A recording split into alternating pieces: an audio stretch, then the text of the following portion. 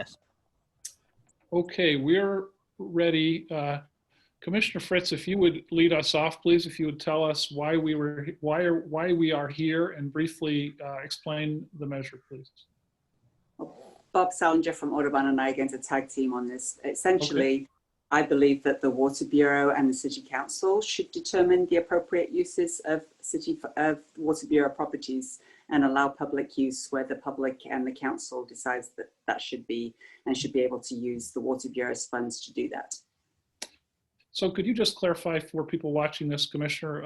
I know it says in the measure, but I think it's important for people to hear that this excludes the Bull Run watershed. If I'm correct about that, could you just briefly explain what it would include and give an example or two of what it would include? Yeah, this is property outside of the Bull Run closure area that still remains off limits to the public for recreational purposes and most other purposes. This is similar to what are currently known as hydro parks. There are 7 hydro parks in various parts of the city, often places with few recreational parks for Portland Parks and Recreation. So these were properties that were previously fenced because they have a water tank or some other water infrastructure on them, that the fence was removed and people are now allowed to use it for picnicking, green spaces, various things like that. As I say, there's currently 7 of them. I believe that the Water Bureau funds, since it's Water Bureau property, that the Water Bureau's funds should be allowed to be used to maintain those properties. If a tank is fenced, then the Water Bureau's funds pay to mow the grass around the tank. If you take the fence down, then a lawsuit said that the general fund has to pay to mow around the tank. And I think that that is taking the right of the City Council to make decisions. Would the passage of this measure allow more such properties to be opened around the city? Yes and no, possibly. With the binding city policy resolution that was unanimously accepted when we referred it, there has to be a public process to look at which properties should be allowed to be used. There has to be a recommendation from the Portland Utility Board, and the council next year would need to set in code the parameters of which properties could be used.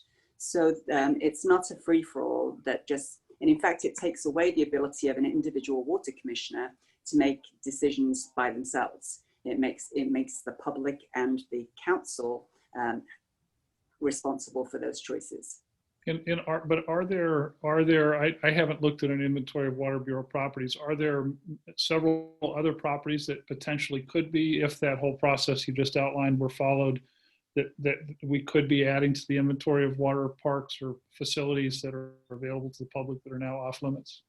There are currently none being considered. That's not what the focus is as we work to get through the pandemic. In the future, the council and the public should make that decision. And there may be properties that community members would want to bring to our attention that they could ask, could we please have a picnic bench on this particular property and have the fence taken down? And I think that that should be the right of the public and of the council to decide whether that should happen. So just one more question before we move to Kent. It sounds like you're really, from reading the measure, it looks like you're really trying to codify or make official or formal what is currently already happening. In other words, those seven properties that you mentioned are some of them or all of them are already open to the public, right? For picnicking or for playground use or what have you. Yeah, the difference is that we would then be able to use Water Bureau funds to maintain those properties and to provide Americans with Disabilities Act improvements. So currently the general fund has to pay to maintain and to get ADA improvements. And there are so many things that the general fund has to be used for: housing, parks, public safety, multiple other uses. So it's appropriate for Water Bureau properties to be maintained with Water Bureau funds. How much money are we talking about currently? Currently it's 11,500 per year. A year for all of those properties? Yes, because as I say, then it's not like they're not massive recreational parks. They are essentially places with grass to be mowed and picnic benches to be maintained, and occasionally I think there's one community garden.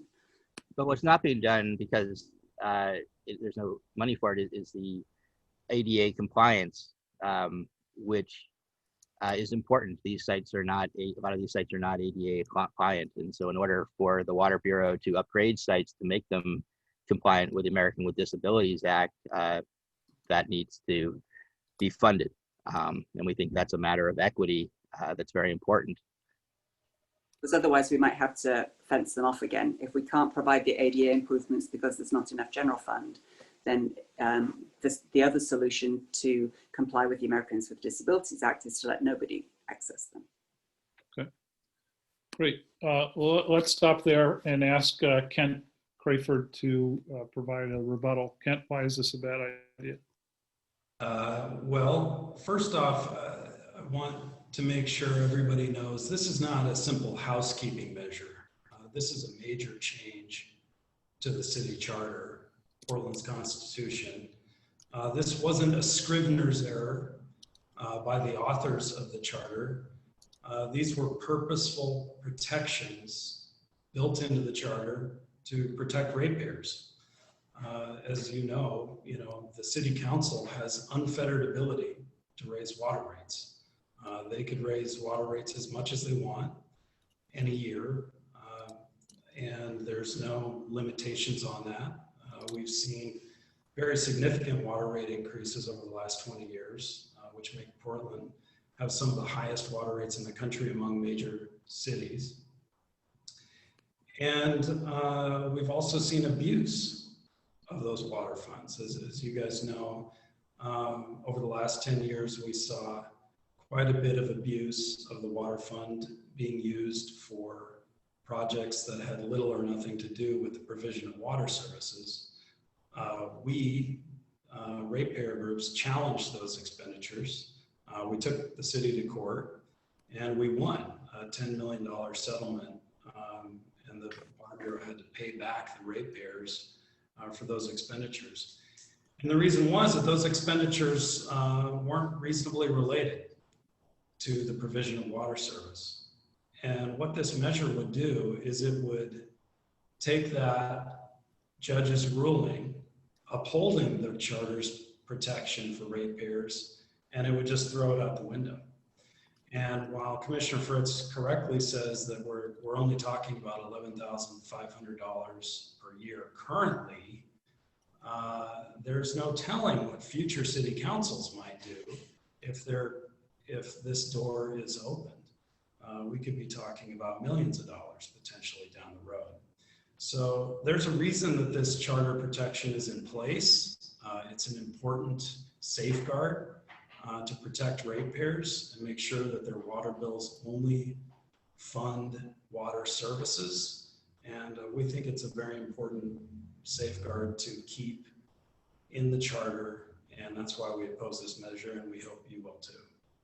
So Kent, Commissioner Fritz laid out a process that would be necessary for other properties to be brought in, or it sounds like for significant expenditures to be made. And of course, you know that the general fund, there's always more demands on the general fund than there are dollars to go around. So does what she outlined in terms of oversight and accountability not satisfy you that there will be people looking at this before anything, any slippery slope activity happens?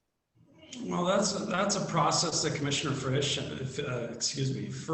and this current city council have outlined, but that's not a process that's going to be built into the city charter. So, that's a process that's, could be followed, or a future city council, and we may have a completely new majority on the city council here in a few months.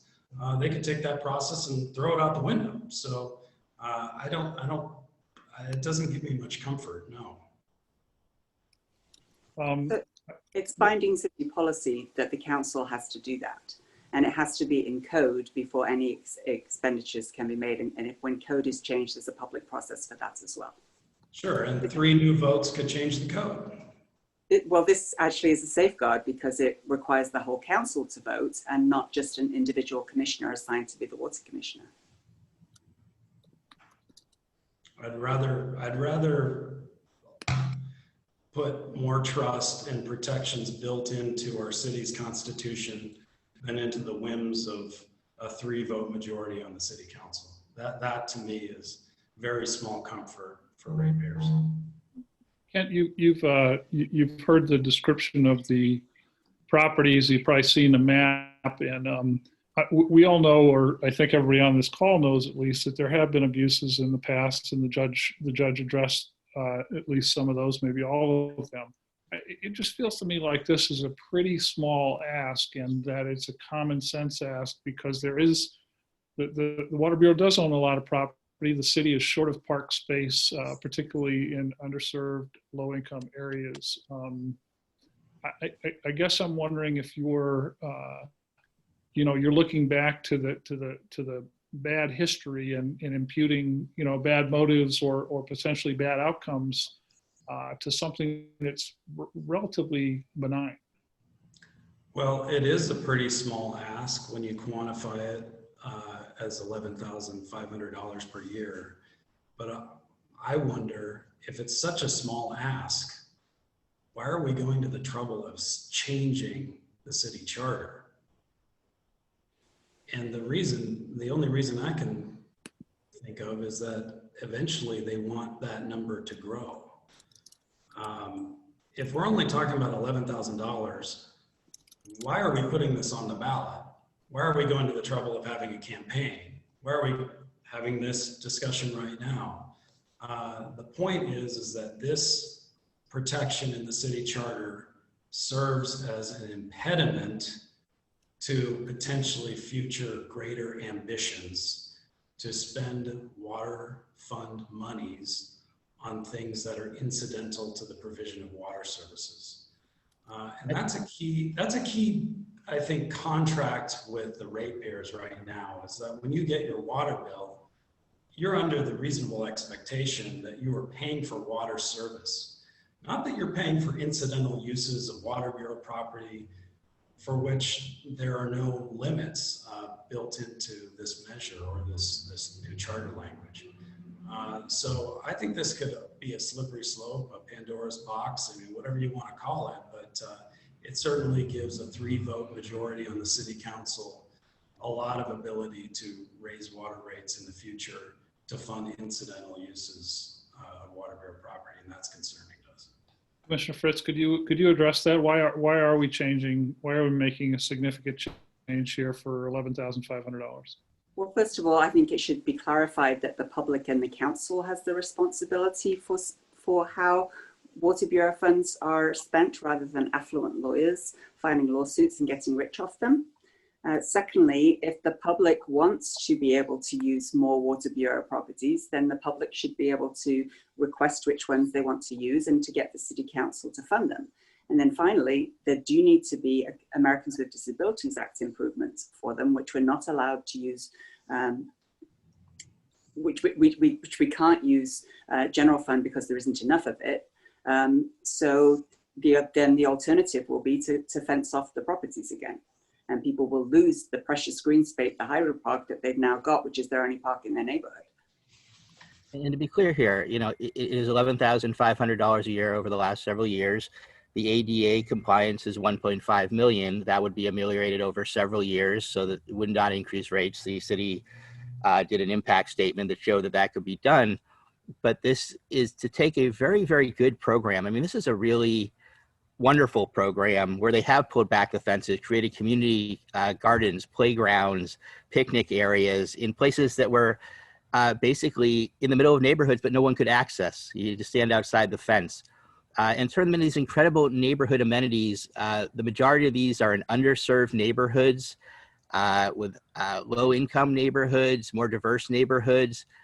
And so this basically is an opportunity for the voters to say, yes, we value this. We think it's reasonable that the Water Bureau should be able to make incidental improvements on properties that it already owns to make them more of a public amenity than they would be if they were simply these fenced off sites. And this will allow the projects that are there to continue to be maintained, make them accessible to the whole community, to people who are not currently able to access them. And yes, possibly over time, more sites could come in. That is not the agenda behind this. That isn't where this is coming from. But if there is a site somewhere that's underserved and we could put a picnic area in or a community garden, I hope that at some point when times are better, we would think about that. And so this basically would codify something that was removed from their purview and allow them to continue forward with a very good program. Commissioner Fritz or Bob, either one, we all remember the water house that was built in Powell Butte. Beautiful house, would love to stay there myself. What's to stop the Water Bureau for some future water commissioner or some future city council from engaging in that kind of spending? This charter change would stop it, because the water house in particular, that decision was made by one city commissioner. The council never had any kind of input into that.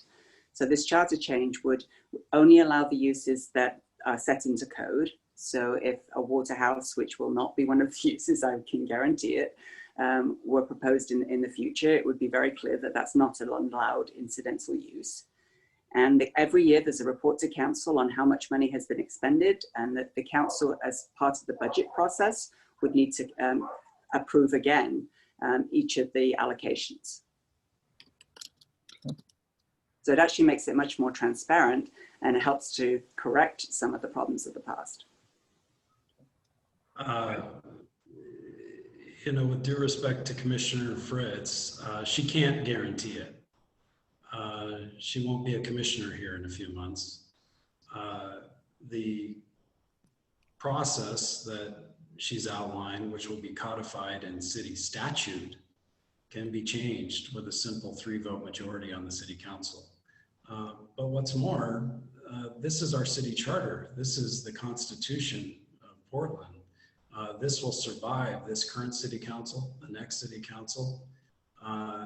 This is the roadmap that the city council 20 years from now will have to follow. And there's no way, you know, we have any idea what those people intend to do with the water fund.